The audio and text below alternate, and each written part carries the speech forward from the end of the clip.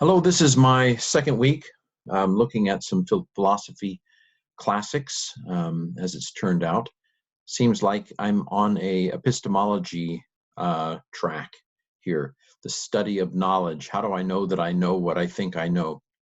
Today, last week, I looked at Plato's Apology, and this week I thought I would look at Meditations on First Philosophy by Descartes.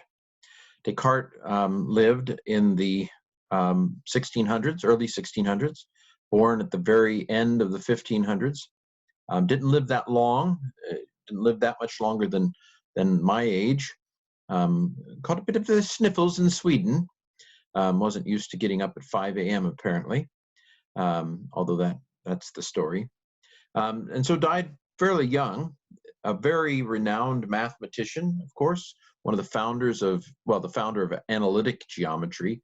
If you've ever had a Cartesian coordinate system with an XY, the Cartesian part comes from Descartes.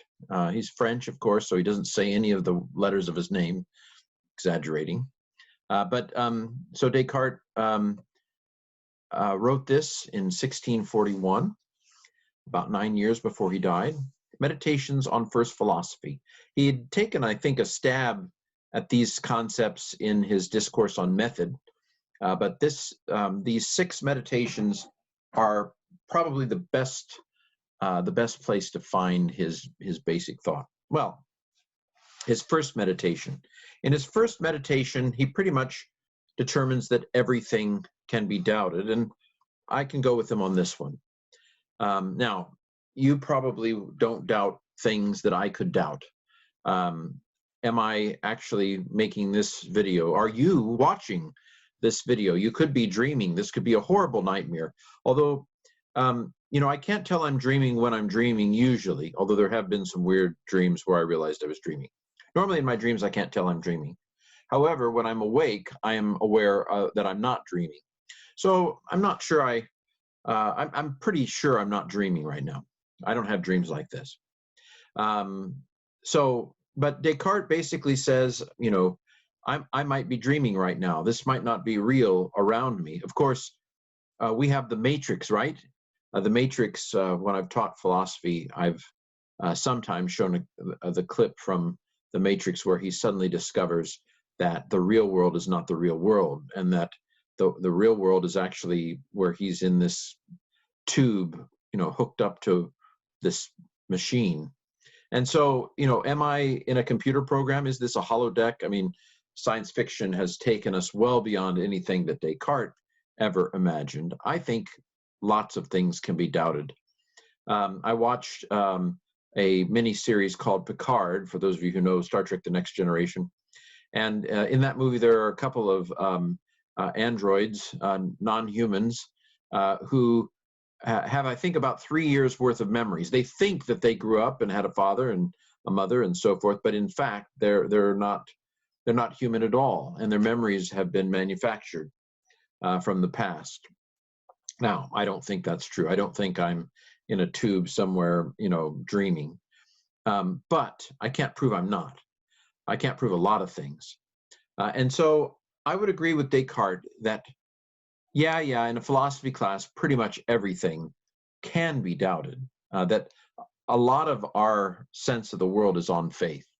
Far less is proved about the world than we think, probably. We get angry. Well, of course I'm not sleeping right now. And in terms of day-to-day practice, that's not a particularly helpful question. But you can't prove you're not sleeping. Okay, second meditation. So in the second meditation is where he finally arrives at something that he can't doubt. And what he can't doubt is the fact that he's doubting. He can doubt everything outside of himself, but he can't doubt his own doubt. And this is where the famous expression, I think, therefore I am, comes from, cogito ergo sum. Now, actually, he doesn't say it quite like this in the second meditation. I put it like this because that's what everybody's heard, and that's the nice little succinct saying. He doesn't actually say it quite like that in the meditations. But this is his conclusion. I can doubt everything except that I'm doubting. and therefore he believes I must exist. I actually don't agree with him here. I think that, and of course he didn't, like I said, he didn't know that there would be computers and artificial intelligence and things like that. What I would say is I think therefore thought exists. What the thought is, I can't say. And of course, this is the point where all of Descartes' system from here on out doesn't work. The entire enterprise from this point on collapses because he is banking on the idea that I exist, that my mind exists, that I am a thinking thing. But the idea that I am an I is not at all proven here. In fact, I would say that who I am, who is Ken. Ken is not a simple identity like Descartes thinks. Descartes thinks that I am this soul that's in my pineal gland, but that's not who I am. I am a mix of contradictions. I have many facets to my identity. I don't have a single identity. I have a swirl, and of course Descartes, he knew the brain had something to do with it, but he didn't know nearly the complexity of the brain, where the emotions are, where the cerebrum. He didn't know nearly enough about the brain to know how much of what I think comes from the physical structures of my. I don't think most people do. I think most people are blissfully ignorant of the fact of the forces that chemicals play within their brains. Everybody thinks they're free. Everybody thinks that because nobody's holding a gun to my head, or because nobody's tying my hands behind my back, that therefore I am freely deciding what I do. I am a mix of chemicals, and I'm often very predictable. And so this idea that I have this simple I that is a soul attached to this body, and that this body isn't actually part of the essential me at all, but that this little escape pod that is my soul, that is interfaced with my body. Descartes' whole system falls apart here because it's not, I think, therefore I am. It's, I think, therefore thought exists. Whatever it is, something exists. That's what we conclude from this. He, of course, concludes that the essential nature of a human being is as a thinking thing. And of course, Jamie Smith at Calvin has really ripped into Descartes on this particular idea. And I would agree that human beings are not particularly rational creatures. I mean, I'm doing this video in the middle of the 2020 pandemic, and let me say, if Facebook is any indication, human beings aren't rational at all. We are not reasoning creatures. We're a mess, is what we are. I'll stop right there. We are not thinking things. There is thought, but and this is not a matter of stupidity either. There are some incredibly smart people who are incredibly dumb. And I must be one of them. I mean, by logical extension, I must be pretty stupid too, just looking around at everybody else. I mean, I'm not exempt from this, am I? And so Descartes is what we call a rationalist. He thinks that the path to truth is through reason. Now, he's a mathematician. I will grant him that math seems to be a certain kind of very logic, seems to be very controlled kind of truth framework that works. I mean, even in physics, I think of that famous Dirac, who discovered the negative electron, the positron. He discovered it in his office writing out equations. He did equations, and Descartes was struck by this as well. The analogy, the comparison between things we do in math or in science on paper, and then we discover they're actually in the real world. Of course, Descartes wouldn't say the real world, but in the outside world, it is quite amazing. It's a mystery that I haven't quite got my head around it as to how math and science on paper seem to demonstrate things about the exterior world. But all of that is to say is rationalism, as we'll see if we go into Kant, just doesn't pay off the way that Descartes thought that it did. So I don't know where the thought is. I think, therefore, thought. I don't know what that thought is. And thus, I must rely upon faith. I cannot rely upon the kind of certainty that Descartes thinks is there. It's just not there. Not just because, and this is the other thing, he seems to think that if I can conceive of something clearly and distinctly, then it must be true. If I can reason it out. Now, if he's talking about a geometric proof, that might actually be true. And of course, that is a lot of what he's thinking. But there's an awful lot of clarity and distinct. There are lots of people who feel very clearly and distinctly about things, and they're evidently wrong, pretty evidently wrong. Especially when you have two people who think clearly and distinctly with completely different conclusions. And so I think, again, this simply doesn't pass muster. Clarity and distinctness of thought. There's a lot of people, in fact, a lot of people, when they're angry, think that they're thinking clearly. I'm thinking more clearly than I ever have before. And yet we know from brain studies that when we're emotional, our thought is not clear. We do not think as clearly when our hippocampus is churning emotions. We just don't. We cannot think as clearly, even though we may think that we're thinking more. I can see this more clearly than ever, but in fact, it's chemicals deceiving us. He seems to assume a priori from the beginning that reason is a path to truth. It follows from this first mistake. He will not allow that the senses might be, in many respects, as reliable a path to truth as my reason. He's basically a rationalist, and he has Platonic leanings. There are plenty of places in this meditations that I kept thinking of Plato. He even talks about remembering. Plato thought that learning was a remembering, because I'm uncovering the truths that my mind knows. Before I existed in this body, my soul contemplated the eternal forms, and so when I learn something, I'm remembering what my soul knew before it took a body. These are things that Plato thought. Well, Descartes says things that sound a little bit like this. All right. In this meditation, so his first claim is, I think, therefore I am. His second claim is God exists.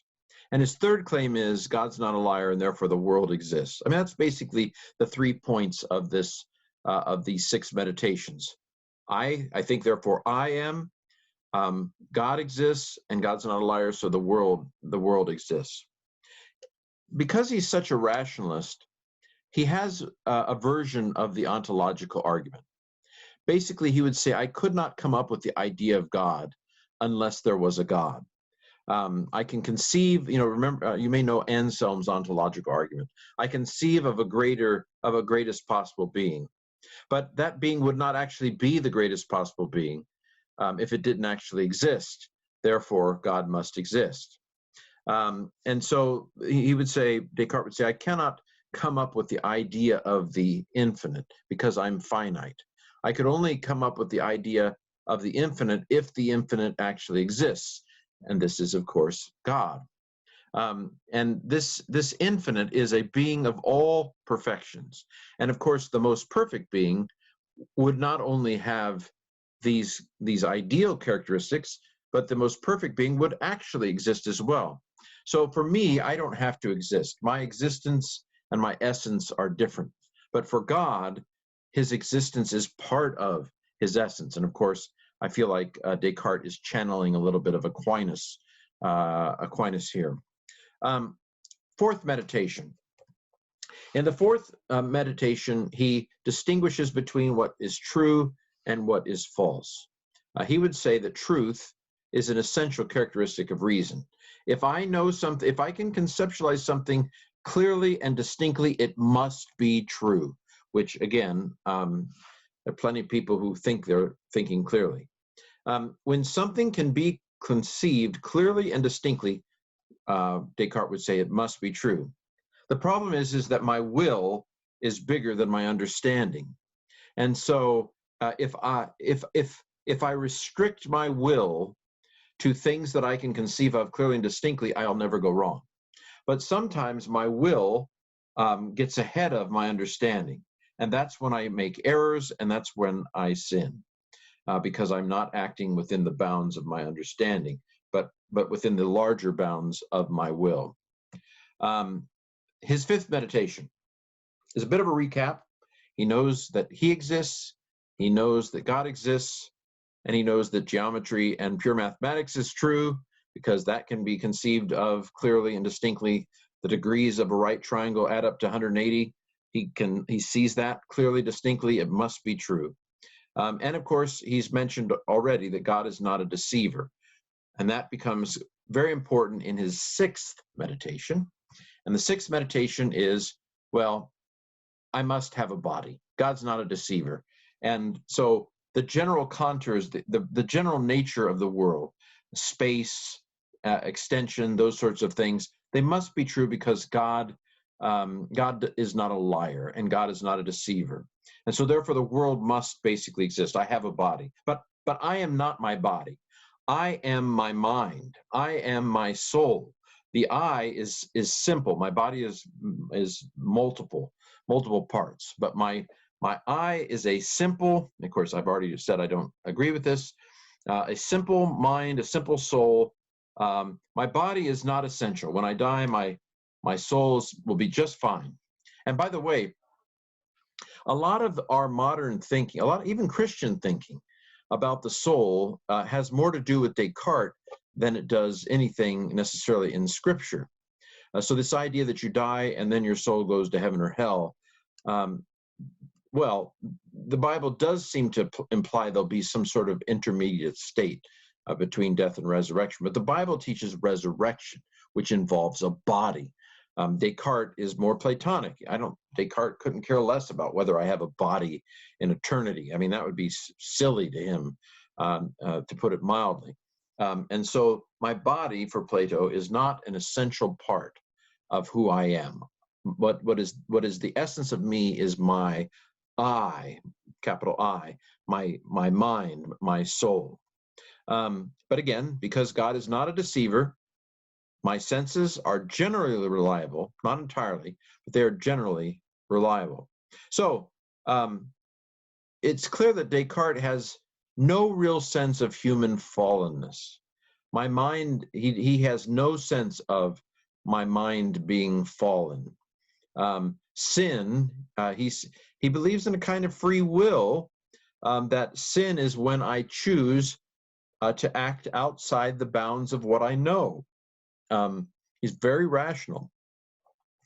There's no mention of Christ, of course, no mention of Jesus, possibly because he doesn't. I mean, it's not clear to me. I mean, I'm sure he would have confessed everything he needed to confess. He was considered a good Roman Catholic, I think. Again, nothing against Roman Catholicism, but I mean, he participated in the Roman Catholic Church in this time of the Reformation. But he sure doesn't have any real indications of a sense of sin for which he needs atonement or anything like that. It just doesn't play into this. Now, maybe he does elsewhere. I'm not an expert on Descartes. Maybe he holds those positions in his other writings. I kind of doubt it, given what he says here. Well, this has been Meditations on First Philosophy by Descartes, a very, very important philosophical piece, because, in fact, Descartes is called the father of modern philosophy, because his attention to doubt, his question of what can I know for sure, basically calls into question my assumption that the world out there is real and true. It's called the egocentric turn. He turns the focus on me as a knower, as apart from the world as something that I know. And this will put into motion modern philosophy, and eventually will arrive at postmodernism. because even though Descartes believed that he could reconstruct certainty, obviously many in the 20th century did not believe that you could reconstruct certainty. Well, this has been Descartes' Meditations on First Philosophy. I think next week we're off to Kant, and so more epistemology next week.